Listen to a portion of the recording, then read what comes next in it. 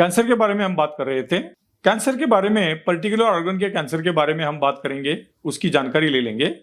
उसी हिसाब से जो ब्रेन का कैंसर होता है उसके बारे में आज बात करेंगे। ब्रेन का कैंसर जो होता है वो मस्तिष्क में होता है। मस्तिष्क में ट्यूमर पैदा हो जाता है और उसके जो सिम्टम्स है, वो ट्यूमर जब नॉर्मल सेल्स को कंप्रेस करता है बाजू वाले में, तो वो सिम्टम पैदा कर देता है। तो ब्रेन के कैंसर में क्या होता है, गठान बड़ी होती है, जैसे छोटी होती है तो कोई लक्षण नहीं दिखता, या हेडेक जैसे लक्षण दिखते, या बहुत बार टेम्परेचर मतलब थोड़ा सा फेवरिश फीलिंग आना, loss of appetite, loss of weight, ऐसे जनरल सिम्टम दिखेंगे। जब बीमारी बड़ी हो जाएगी तो हेडेक हो जाएगा। जो गठान किसी ब्रेन के कौन से पार्ट में है उसके ऊपर उसके लक्षण निर्भर हो जाएंगे।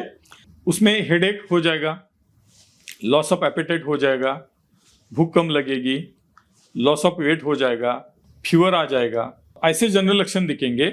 जब बीमारी बड़े पैमाने पे हो जाएगी तो जिस मेंदु के भाग में, जिस ब्रेन के भाग में वो बीमारी है, गठान है, उसके हिसाब से लक्षण दिखेंगे। अगर समझो ब्रेन का पार्ट आई को सप्लाई करता है, आई का फंक्शन देखता है, तो डिस्टॉर्टेड विजन आएगी, आपकी विजन ब्लड या अनक्लियर हो जाएगी, हेडेक हो जाएगा। समझो वो रीजन स्टमक को कंट्रोल करता है तो लॉस ऑफ एपेटाइट या वॉमिटिंग हो जाएगा। अगर बड़े पैमाने पे बड़ा ट्यूमर है तो उसको प्रोजेक्टाइल वॉमिटिंग बोलते हैं। ऐसे दूर जाएगी उल्टी, पेशेंट जो उल्टी करेगा तो उल्टी दूर जाएगी। बाकी के लक्षण भी उसमें, जैसे कि weight loss, loss of appetite, fever, feverish feeling, pyrexia मतलब फीवर के कारण का पता नहीं चलेगा, ये लक्षण दिख जाएंगे।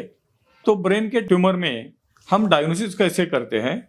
बहुत बार कन्वेंशनल ट्रीटमेंट में उसको बायोप्सी करने की सलाह दी जाती है, लेकिन हम मॉडर्न होम्योपैथी में बायोप्सी करने की सलाह नहीं देते, क्योंकि वो त्रासदायक है, पेशेंट को नुकसान होता है, या बायोप्सी करने के बाद बड़े पैमाने पे बीमारी फैल जाती है। तो हम क्या करते हैं, MRI brain, MR spectrography of brain, CT scan of brain, इससे वो ब्रेन के कैंसर का पता चल जाता है। बायोप्सी अवॉइड करने की सलाह हम मॉडर्न होम्योपैथी में देते हैं। तो समझो डायग्नोसिस हो गया तो कन्वेंशनल ट्रीटमेंट में सर्जरी, ट्यूमर रिमूव करना, ट्यूमर पूरी तरह रिमूव नहीं होता। वो लोग बोलते हैं कि सर्जरी के बाद रेडिएशन लीजिए, लेकिन मैंने पिछले 28 साल में ये देखा है कि ट्यूमर रिमूव करने के बाद बड़े पैमाने पे फैल जाता है, रेडिएशन के बाद और बड़े पैमाने पे फैल जाता है, और 2 महीने से 2 साल तक पेशेंट को लाइफ मिलती है, या उससे कम पीरियड में पेशेंट की मृत्यु हो जाती है। मॉडर्न होम्योपैथी में ट्रीटमेंट जितनी बड़ी ट्यूमर है उतना थोड़ा सा लंबा चलेगा, लेकिन वो बीमारी कंट्रोल में आ जाती है।